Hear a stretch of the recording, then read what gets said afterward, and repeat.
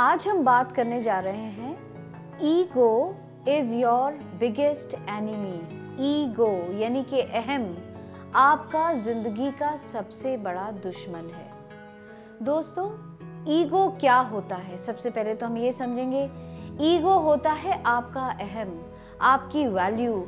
और कई बार हम अपने आप की वैल्यू इतनी ज़्यादा कर लेते हैं कि हम उसको बोलते हैं सुपीरियॉरिटी कॉम्प्लेक्स। दूसरे शब्दों में हम बोलते हैं ईगो। ईगो शब्द को अगर तोड़ें तो ये 3 शब्दों से बना है, EGO यानी कि एजिंग गॉड आउट। मतलब मैं ही मैं हूँ, दूसरा कोई भी नहीं है, भगवान कोई नहीं है, जो हूँ मैं ही हूँ, सबसे ज़्यादा ताकतवर मैं हूँ। दोस्तों, ईगो आपके अंदर आया कहाँ से? ईगो आपके अंदर बचपन से ही आ जाता है। ईगो ज़रूरी है, ये नहीं है कि ईगो होना ही नहीं चाहिए। ईगो ज़रूरी है, लेकिन गुस्से की तरह ही ईगो भी कितना होना चाहिए ये जानना ज़रूरी है। 3 लोगों ने ईगो का बीज आपके अंदर बोया है। पहली होती है आपकी फैमिली, दूसरे होते हैं आपके फ्रेंड्स और तीसरे होते हैं आपके टीचर्स जो आपके सामने बचपन में आते हैं।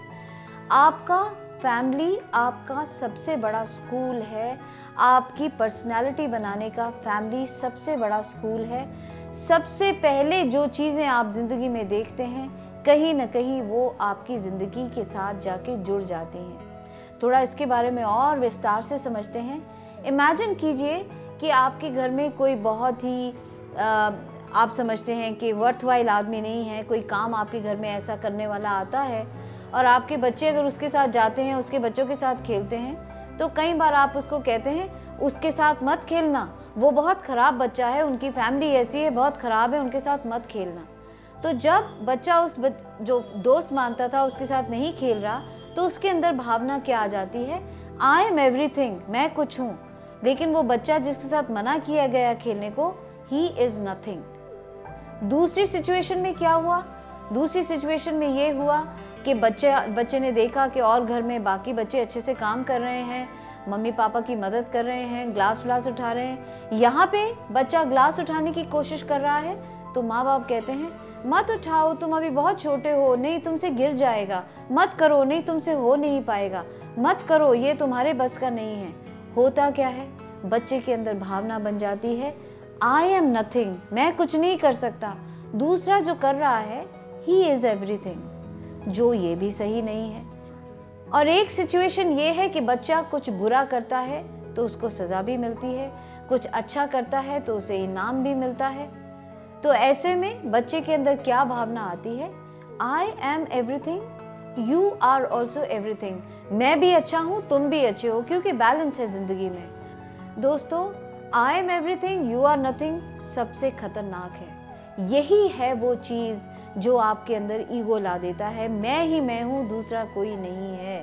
तो कोशिश ये करनी है आपने ज़िंदगी में, आपने हमेशा ये तीसरी जो मैंने आपको बात बताई, I am everything and you are also everything, इसी भावना के साथ चलना है। क्योंकि अगर इंसान जब दुनिया में पैदा होता है दोस्तों, तो सब एक कोरे कागज़ की तरह पैदा होते हैं। कोई बड़ा नहीं होता, कोई छोटा नहीं होता, कोई अमीर नहीं होता, कोई गरीब नहीं होता, सब के सब इस दुनिया में बराबर से पैदा होते हैं। जिस इंसान के अंदर ईगो आ जाता है दोस्तों, उसके अंदर एक बहुत बड़ी चीज़ आ जाती है जिसे हम कहते हैं मैं यानी कि आई। जहाँ पर आप आई में आ जाते हैं दोस्तों, वहाँ आप दुनिया से बिल्कुल अलग थलग अकेले पड़ जाते हैं, क्योंकि आप भूल जाते हैं कि दुनिया में और भी लोग रहते हैं। आप अपने आप को ही बड़ा समझने लगते हैं और इस वजह से अगर आपको कोई आपके हिसाब से ट्रीट नहीं करता, तो कहीं ना कहीं आपका जो फेस है वो दूसरों की तरफ शर्मिंदगी से आपको झुकाना पड़ जाता है, क्योंकि आपकी वैल्यू आपको नहीं मिल पा रही है। लोग आपको वैसा ही ट्रीट करेंगे जैसे कि आप हैं। इसीलिए कोशिश ये कीजिए कि आई एम एवरीथिंग, मैं की भावना ज़िंदगी से हटा दीजिए।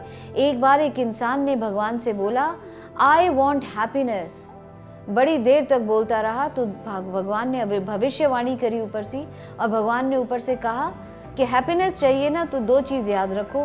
पहली चीज़, इस स्टेटमेंट से आई हटा दो।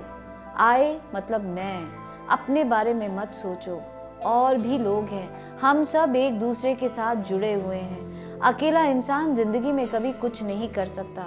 अकेले रहेंगे तो रिलेशनशिप्स खराब करेंगे, अकेले रहेंगे तो ज़िंदगी में बिल्कुल पीछे ही रहेंगे, क्योंकि हाथ पकड़ने वाला भी इंसान आपके पास नहीं रहेगा। दूसरा शब्द है वांट। वांट मतलब डिज़ायर। डिज़ायर हटा दो कि तुम्हें क्या चाहिए, तो बाकी क्या रह जाएगी? हैप्पीनेस। अगर आप ये मान लें I am everything, you are everything, और ईगो को बीच से हटा दें, तो आप ये पाएंगे कि जब आप मिलजुल कर दूसरों के साथ रहते हैं, जहाँ पर भी सिचुएशन मांगे आप अपने को दूसरे के लेवल पर लेके आते हैं, जहाँ पर भी सिचुएशन मांगे अपने को दूसरे की लेवल तक उठाते हैं, तो कहीं हद तक आप पर्सनली और प्रोफेशनली दोनों फील्ड्स में अपने आप को एक पसंदीदा इंसान बना पाएंगे। लोग आपके पास खिंचते चले आएंगे, एक पर्सनालिटी आपकी अच्छी होगी। क्यों? क्योंकि सबसे बड़ी चीज़ अहम आपके अंदर नहीं है।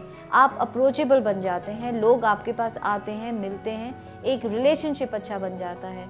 सो अहम नहीं होगा, आई नहीं होगा, ईगो नहीं होगा, तो आप देखिए आपके आसपास आपके रिलेशनशिप्स कितने अच्छे बनेंगे। तो आज और अभी से ही इस वैल्यू सिस्टम को हटाइए और अपने आप को खुले रूप में फ्रीडम में छोड़ दीजिए कि आए नहीं, जिंदगी में यू और वी, इन दो चीज़ों को याद करते हुए आगे बढ़ेंगे तो हमेशा खुश रहेंगे दोस्तों।